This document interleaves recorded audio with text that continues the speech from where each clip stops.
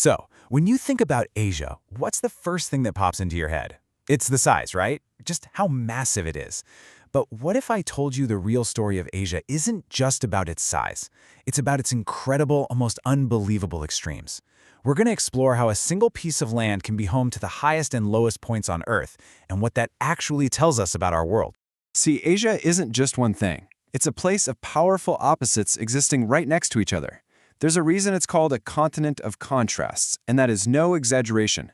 Let's dive in and see exactly what that means. And this first example just says it all. On one continent, you've got the absolute highest point on the planet, Mount Everest, literally scraping the sky. And then, just a few thousand kilometers away, you have the lowest dry land on Earth, the shore of the Dead Sea, which sits more than 430 meters below sea level. That vertical range is just, well, it's staggering. And that same wild contrast applies to temperature. Get this, in Awaz, Iran, the mercury can hit a blistering 54 degrees Celsius. But then you go to Oymyakon, Siberia, which is the coldest place on the entire planet where people live year-round, and the temperature plummets to almost minus 68 degrees. That's a temperature swing of over 120 degrees Celsius. It's just mind-boggling, and it's all happening on the same landmass. It's the same story when you look at water. One spot, Mawsynram in India, gets absolutely drenched with nearly 12,000 millimeters of rain every single year. It is the wettest place on Earth, period.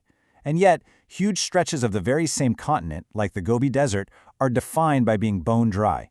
You've got epic floods and epic droughts all in one place. So you have to ask, right? How can one place contain so much variety? Well, the answer really begins with its sheer, unbelievable scale. So how is all this possible? It really boils down to one simple number: 30%. Just think about that for a second. Nearly a third of all the land on planet Earth is right here, in Asia. And this map really drives that home. You can see how Asia just dwarfs the other continents. But this isn't just about being big for the sake of being big. That incredible scale, that is the engine that drives all of the amazing diversity we've been talking about. And that scale stretches in every single direction. We're talking from the frozen north, way up in the Arctic Circle, all the way down through the middle latitudes and past the equator into the Southern Hemisphere. Spanning that many climate zones is a huge reason why you get everything from frozen tundra to tropical rainforests. But it's not just how wide Asia is, it's also about how tall it is. The geography at its heart is some of the most dramatic you'll find anywhere, and it basically shapes everything else. Now, to really get a grip on Asia's landscape, you need to know about this idea, a mountain knot. And it's pretty much exactly what it sounds like. It's a central point where these enormous mountain ranges all kind of get tangled up, and then they just explode outwards in every direction, like spokes on a wheel. And right here, this map shows us the granddaddy of them all, the Pamir knot. Look right there in the middle. That's the hub. And from that one spot, these colossal mountain ranges just radiate out. You can trace the Himalayas heading southeast, the Karakoram, the Hindu Kush off to the southwest. This isn't just a bunch of mountains. This is the geological heart of the entire continent.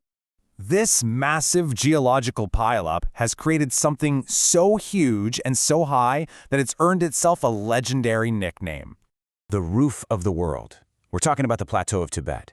And as you can see, this isn't a mountain. It's this huge elevated chunk of land with an incredible average height of over 5,000 meters. I mean, think about that. A barrier that high completely changes weather patterns for the whole region and acts like a giant frozen water tower for Asia's most important rivers. Okay, so now we can start connecting the dots. These massive features, these knots and plateaus, are the reason for those crazy climate extremes we saw at the very beginning. This map lays it all out pretty clearly. Look at that huge flat expanse way up north. That's the Siberian plain. It's totally exposed to that frigid Arctic air, which gives us the ice part of our fire and ice story. Then look south, tucked behind all those mountains. That's where you find deserts like the Gobi, sitting in what's called a rain shadow, totally starved of moisture. The geography literally creates the climate. So you end up with these massive, totally distinct zones. You've got the frozen northern lowlands, the giant deserts locked in the middle, and hey, let's not forget the islands over to the east and southeast. They sit on the Pacific Ring of Fire, which means they're a hotbed of volcanoes and earthquakes, a land of literal fire. But of course, geography doesn't just shape the weather, it shapes human history. The very same mountains that create deserts also give birth to these massive rivers. And where you find rivers, you find people. For thousands and thousands of years, these rivers have been carrying rich soil down from the mountains and dumping it into these huge floodplains. The soil, the water, the flat land, it was the perfect recipe for farming to take off. And right behind it, civilization itself. And here are the big ones: the Tigris and Euphrates, where Mesopotamia was born; the Indus River, home to one of the world's first amazing urban cultures; the Huanghe, the famous cradle of Chinese civilization; and the Ganga-Brahmaputra, which today supports one of the most crowded regions on the planet. These rivers really are the lifeblood of the continent. And that brings us to our last, and maybe our most powerful contrast. Down in that fertile Indo-Gangetic plain, you'll find about 1,000 people packed into every square kilometer. But you go up into the wide, open, dry landscapes of Mongolia, and that number drops to just 2. It's an incredible illustration of how much the land dictates where we can live. So from the rocks to the weather to where people live, the story of Asia is a story of diversity, all born from its physical extremes. It really is one continent that holds many, many different worlds.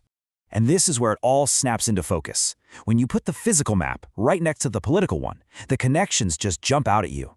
See how a mountain range on the left so often becomes a national border on the right? These mountains and rivers aren't just features on a map. They are the fundamental forces that have carved up the continent and shaped the entire human mosaic of countries, cultures, and languages that we see today. So it leaves you with this one last big question. If a single continent can hold the highest peaks, the coldest towns, the wettest rainforests, and the most crowded plains, what does that really tell us about the incredible, unbelievable adaptability and maybe the absolute limits of life here on Earth?